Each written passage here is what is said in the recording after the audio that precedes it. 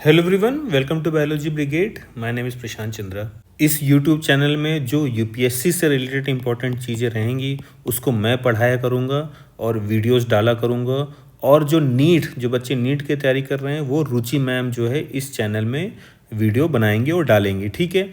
तो UPSC point of view से या जो general studies point of view से जो भी टॉपिक रहेंगे उसमें मैं पढ़ाऊँगा।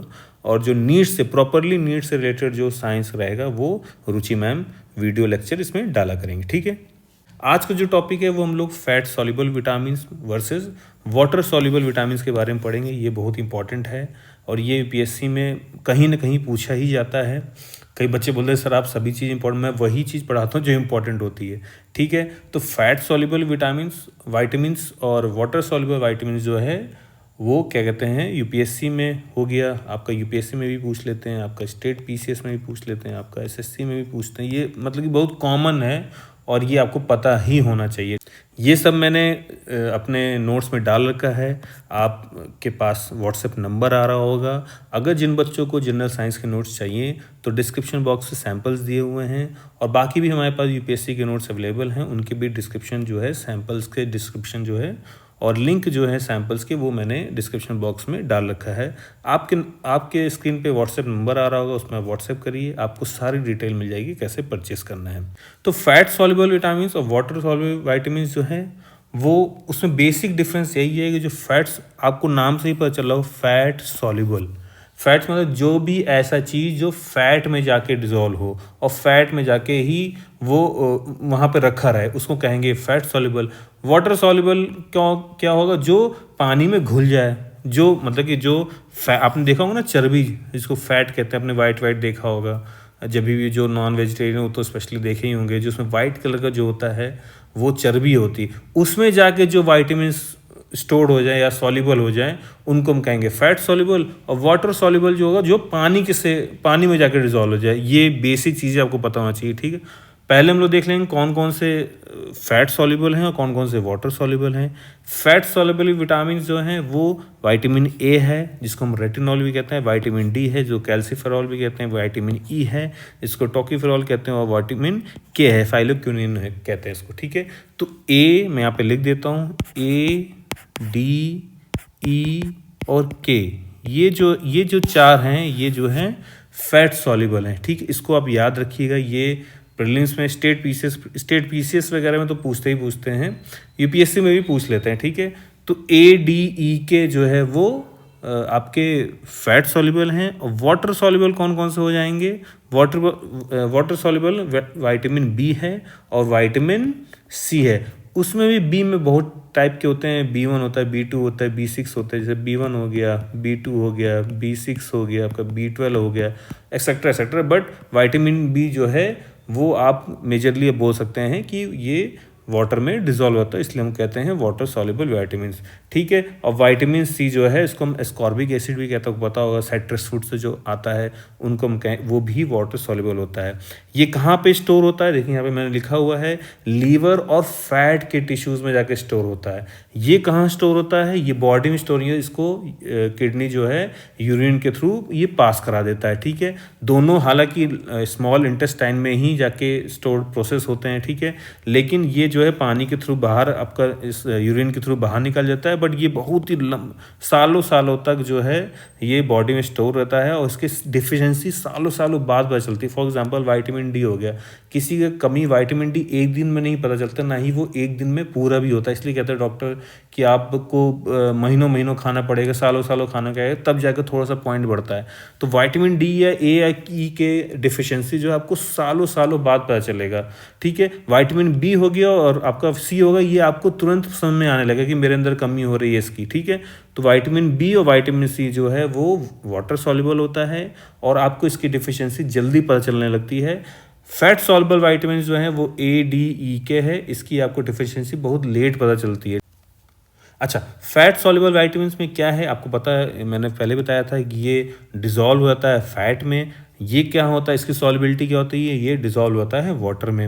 अच्छा, इसका एब्जॉर्प्शन जो फैट सॉल्युबल है, इसका कॉमन सेंस की चीज़ है, इसका एब्जॉर्प्शन क्या होता है, एब्जॉर्ब्स विद डाइटरी फैट, मतलब कि स्मॉल इंटेस्टाइन में ये आपका एब्जॉर्ब होता है। अब उसको एब्जॉर्प्शन के लिए क्या मदद चाहिए होगा, बाइल की मदद चाहिए होगा। और ये कहाँ पे ट्रांसपोर्ट पूरे बॉडी में किसके थ्रू होता है, लिम्फेटिक सिस्टम। इसके पहले मैंने बताया है लिम्फेटिक सिस्टम, आप जाके नोट्स में देखेंगे उसमें लिम्फेटिक सिस्टम के बारे में, ब्लड थ्रू के थ्रू पूरा सर्कुलेट होता है, ठीक है। इसका एक्सक्रीशन जो है आपका इसका अब्जॉर्प्शन जो है वो डायरेक्टली जो है वो ब्लड स्ट्रीम में जाता है, ठीक है। स्टोरेज का, इसका स्टोरेज कहाँ होता है, लीवर और फैट के टिश्यूज़ में जाके स्टोर होता है, ठीक है। इसका स्टोरेज जो होता है ये लार्ज अमाउंट में स्टोर नहीं हो पाता है वाटर सॉल्युबल, एक्सेप्ट जो है विटामिन B12 है वो भी लीवर में होता है।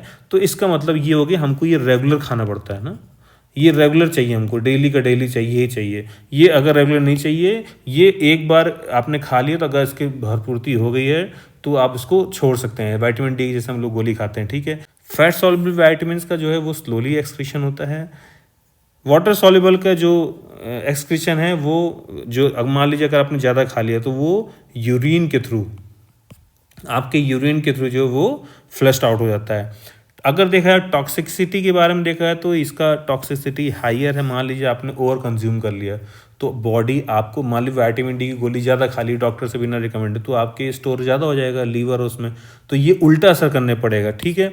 इसका अगर टॉक्सिसिटी बहुत ही कम है, अगर आपने ज़्यादा खा भी लिया तो इतनी जल्दी वो नुकसान नहीं करेगा बॉडी में। A, D, E के जो है वो फैट सॉल्युबल विटामिन होते हैं, और आपके वाटर सॉल्युबल विटामिन जो हैं आप कौन कौन से हो गए, विटामिन बी, इसमें बहुत सारे B1, B2, B6, B12 है, विटामिन सी है, ठीक है, आपको पता चल गया। और अब दोनों का लगभग एब्जॉर्प्शन जो है वो स्मॉल इंटेस्टाइन, जो छोटी वाली आंत होती है उसमें जाके एब्जॉर्ब होता है, आपको पता है। अभी हम लोग डिटेल में इसके बारे में विटामिन A, B12 के बारे में पढ़ लेते हैं, और इसकी कमी से क्या क्या होने लगता है इसके बारे में भी हम लोग डिटेल में देख लेते हैं। विटामिन ए जिसका नाम होता है रेटिनॉल, आपको पता है विटामिन ए है, इसका नाम होता है रेटिनॉल।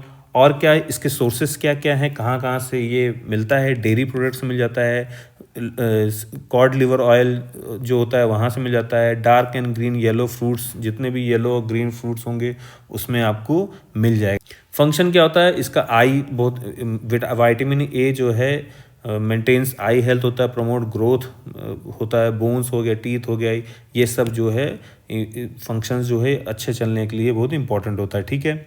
इसी तरह क्या होता है विटामिन ए की, ये यूपीएससी में क्वेश्चन आता है, विटामिन ए की डिफिशियंसीज आपको नाइट ब्लाइंडनेस हो सकता है, ड्राई आइज हो सकता है, स्किन आपकी ड्राई हो सकती है, वीक बोन्स एंड टीथ हो। तो मोस्टली जो है विटामिन ए यूपीएससी हमें पूछेगा तो नाइट ब्लाइंडनेस से रिलेटेड होता है, आपको पता होना चाहिए, ठीक है।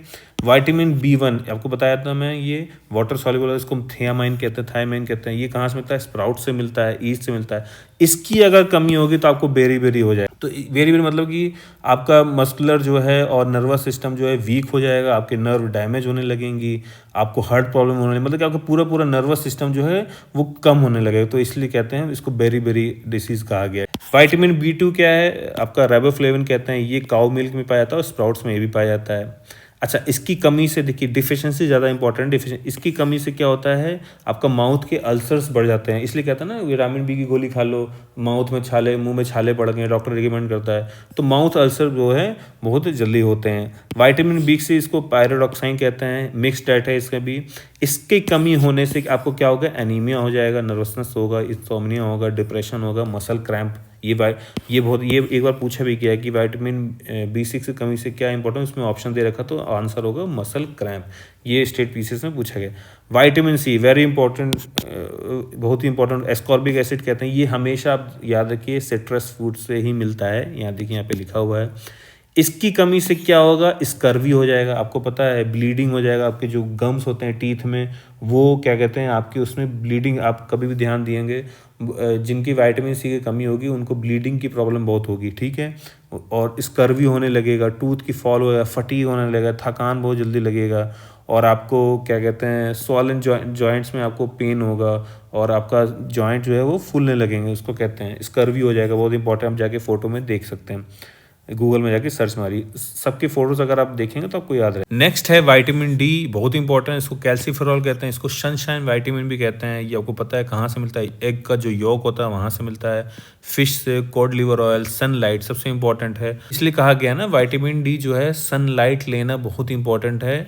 खड़ी धूप नहीं, जो सुबह सुबह जो धूप निकलती है ना वो बहुत इंपॉर्टेंट होता है विटामिन डी के लिए। इसकी कमी होने से रिकेट्स हो जाता है बच्चों में, ठीक है। ऑस्टियोपोरोसिस हो जाता है अडल्ट में, मतलब हड्डियां आप देखेंगे बेंड्स हो जाती हैं बच्चों में, क्या कहते हैं हड्डियों की बीमारी हो जाती है, हड्डी वीक हो जाता है। विटामिन के है, इससे अनकंट्रोल ब्लीडिंग होती है, क्लॉटिंग इफेक्ट जो है बहुत देरी से होता है विटामिन के। तो विटामिन के की बहुत important, UPSC point of view से विटामिन सी हो गया, वैसे तो आपको सभी पता होना चाहिए, विटामिन सी हो गया, ई हो गया, के हो गया, और आपका B1 हो गया, और विटामिन जितना मैंने यहाँ लिखा है आपको ये सारा पढ़ना है, थोड़ा सा पढ़ के जाइए। हो सकता है यूपीएससी मेंस में पूछ ले, या तो मेंस में तो नहीं है लेकिन आपको प्रीलिम्स में 100% यूपीएससी पूछ सकता है। मेनली इस वीडियो मेरा बताने का यही मतलब था, इसको आप पॉज करिएगा, ये पूरा पढ़ लीजिएगा। मैंने पूरा नहीं बताया, बस आपको डिफिशिएंसी के बारे में ज़्यादा बताया है। इसको पॉज करिए, आप इसको पढ़ सकते हैं, ठीक है।